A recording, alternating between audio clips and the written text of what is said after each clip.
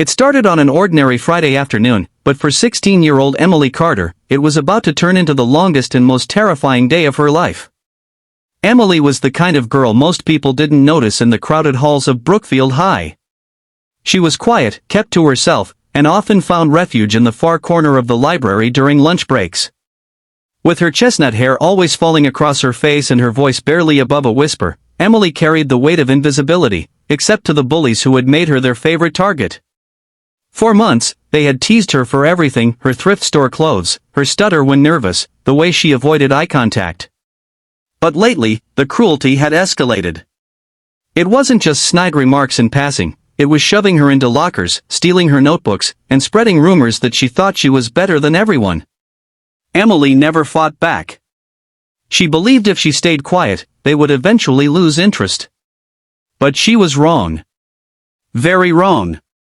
That afternoon, Emily was walking back from the library, clutching a book to her chest, when she heard footsteps rush up behind her. Before she could react, two strong hands yanked her backpack, jerking her backward. She gasped, spinning around to see three girls, Chelsea, Mariah, and Lindsay, grinning with the kind of cruel excitement that made Emily's stomach twist. Well, Chelsea sneered. The little mouse decided to come out of her hole. Emily swallowed hard, trying to sidestep them, but Lindsay blocked her path. Where you going? We've got something fun planned. The fun they meant was never fun. Her heart started to pound. She glanced down the hall, empty. The final bell had rung 15 minutes ago. Most students had gone home. The girls moved in, cornering her like predators. Then, without warning, Chelsea grabbed her wrist while Mariah seized her backpack strap, and they began dragging her toward the girls' bathroom at the far end of the hallway. Emily stumbled, pleading softly, "Please, let me go." But her voice was too weak, trembling so much it only made them laugh. In those moments, fear wrapped around her like chains. She had no way of knowing that, at that very same moment, just outside the school in the faculty parking lot, a group of men in tactical gear were preparing for a completely different mission. One of them was Officer Daniel Carter, Emily's father. But she didn't know he was there. Daniel wasn't just a dad, he was a senior officer in the city's SWAT division, known for his calm under pressure and his unshakable sense of justice.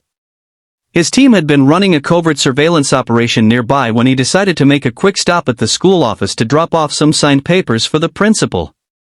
He figured it would take 5 minutes. Fate had other plans. Inside the bathroom, the echo of the heavy door slamming shut sent a shiver down Emily's spine. The fluorescent lights buzzed overhead. Chelsea shoved her toward the row of sinks while Mariah locked the door. Lindsay's voice dripped with mockery. "You think you're too good to talk to us?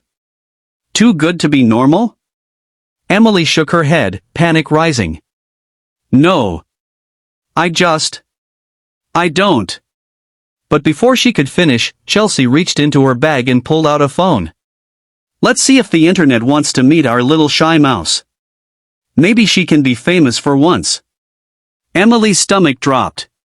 She knew exactly what they were about to do: humiliate her, film it, and post it online where it would live forever. Chelsea's grin was wicked as she and Lindsay tried to push Emily toward a stall. Just then, the muffled sound of heavy boots echoed in the hallway. Emily froze. The bullies didn't notice, they were too busy laughing. Outside, Daniel Carter was walking down the hallway with two of his SWAT teammates, Sergeant Ryan Blake and Officer Maria Torres. They'd been heading toward the main office when Daniel heard something: a muffled cry, the faint scrape of sneakers on tile. His instincts sharpened instantly. He knew the sound of fear when he heard it. "Hold up," Daniel said, raising a hand. His teammates stopped. The noise was coming from the girls' bathroom. Ryan frowned. "You sure?" Daniel didn't answer. He was already moving toward the door. When he reached it, he tried the handle, locked. Inside, Chelsea had Emily by the collar, trying to shove her into the stall while Mariah filmed. Emily's breaths came in shallow gasps, her vision blurring with tears. Then, in one powerful motion, the door burst open. The lock had been snapped clean by Daniel's shoulder. He stepped inside with the commanding presence of someone who had kicked down far more dangerous doors than this. His SWAT teammates were right behind him. What's going on here? His voice was low, dangerous, and it made all three bullies freeze. For a moment, there was silence, just the harsh fluorescent buzz and the sound of Emily's sobs. Chelsea stammered, "We were just." Just what? Maria Torres cut in, her tone icy. "Because from where I'm standing, it looks like assault." Ryan stepped forward and took Chelsea's phone from her trembling hand, stopping the recording before it could ever see daylight. Daniel knelt beside Emily, his voice soft now. It's okay. You're safe." Her eyes widened. Dad?" Her voice cracked, a mix of relief and disbelief. He gave her a small nod. "I've got you." What happened next was swift and decisive. The bullies were escorted to the principal's office, their parents called, and the school administration informed. SWAT officers didn't normally handle teenage discipline, but today was different. Daniel wasn't just a cop, he was a father who had just walked into his worst nightmare and stopped it before it could leave scars that would never heal. That night, Emily sat at the kitchen table, her hands still trembling slightly. She'd told her dad everything, every cruel word, every shove, every time she'd stayed silent because she didn't want to make things worse. Daniel listened without interrupting, his jaw tightening with every word. When she finished, he said quietly, "Emily, you never have to fight this alone.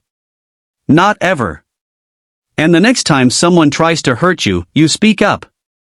You have a voice. And it's worth hearing." For the first time in months, Emily felt a flicker of something she hadn't felt in a long time, safety.